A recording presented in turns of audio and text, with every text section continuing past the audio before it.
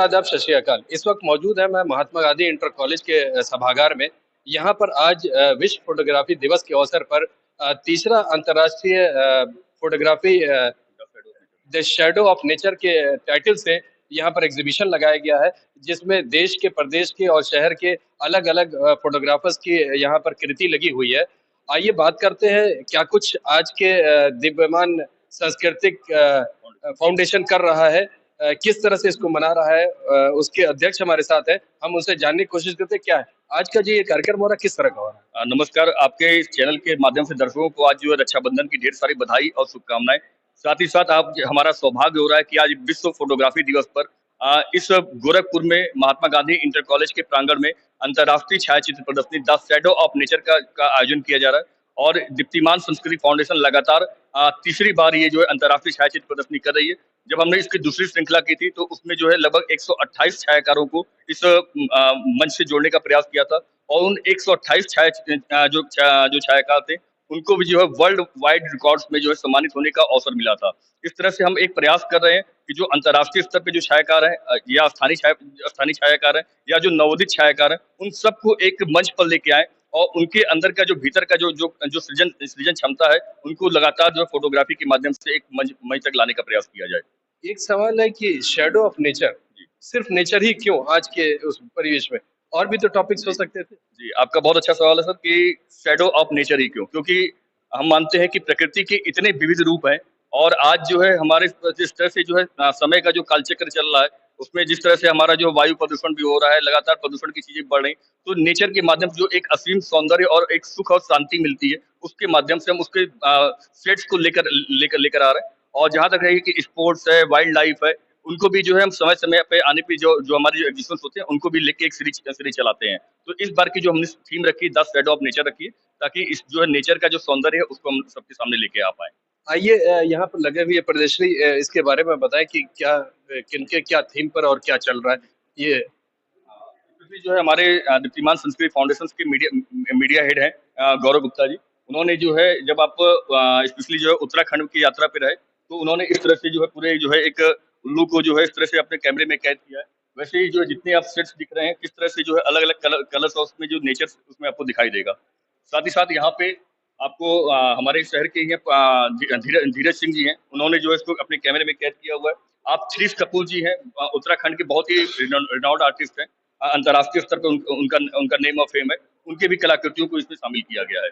वैसे ही जो है आप लगातार देखेंगे कि हाँ, कि जितने इसमें शेड्स आपको दिख रहे हैं, वैसे धीरज सिंह जी हैं, उन्होंने जो है इमामबाड़े के का जो लाइट और डार्क का शेड्स पकड़ा हुआ है। उन्हें धीरज सिंह जी जो है इस तरह से जो हमारे जो सारस पक्षी है जो धीरे-धीरे लुप्त हो रहा है, उसको भी जो है इसमें इसमें हमने शामिल किया हुआ है।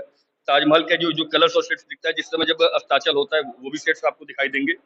गोरखनाथ मंदिर का जब जिस समय जो है जो जब रात का दृश्य हो जाता है, तो जिस तरह से जो कलर्स हमारे उस मंदिर पे पड़ते हैं वो भी है।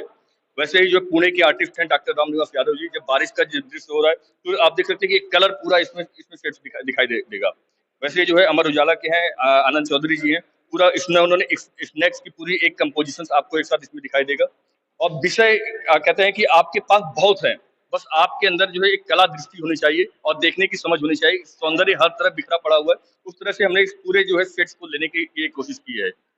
आज के कार्यक्रम में जो आपके चीफ गेस्ट है वो कौन है? आज के हमारे कार्यक्रम के मुख्य अतिथि हैं संगीत नाट्य अकादमी के डॉक्टर शरद त्रिपाठी जी।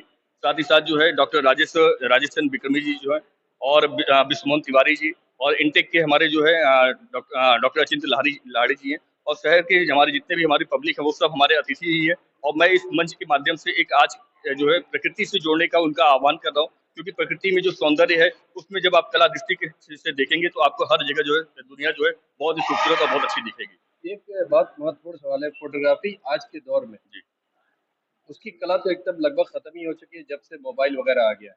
तो डिजिटल और मैनुअल फोटोग्राफी का तो मामला ही खत्म है। जी जी और दूसरा कि ये शौक बहुत जो है महंगा शौक महंगा है। शौक है। इसको आप किस तरह से देखते जी, हैं? आपका सवाल बहुत अच्छा है और मैं इसको जोड़ना भी चाहूँगा कि जब हम लोगों ने जब इसकी शुरुआत की थी और जब आपने भी वो दौर देखा है कि जब हम लोग के पास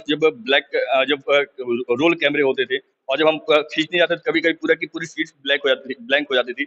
और फिर धीरे-धीरे जब ये बहुत तेज़ी से समय समय चला है कि आज जो है हर हाथ में मोबाइल आ चुका है और हर कोई जो है सेल्फी भी ले रहा है, हर कोई जो है आज अलग-अलग जो चीज़ों को कैच कर रहा है। तो ये एक अच्छी शुरुआत अगर हम उसको देखें तो एक अच्छी शुरुआत मानी जा सकती है, कि आज जो है हर कोई हर किसी में एक समझ समझ आ रही है कि किस तरह से हमारे आस-पास की जो चीज़ें हैं उसको जो है एक करियर के रूप में भी लेके चल सकते हैं और इसमें अलग-अलग डिफरेंट में विंग्स ओपन हैं।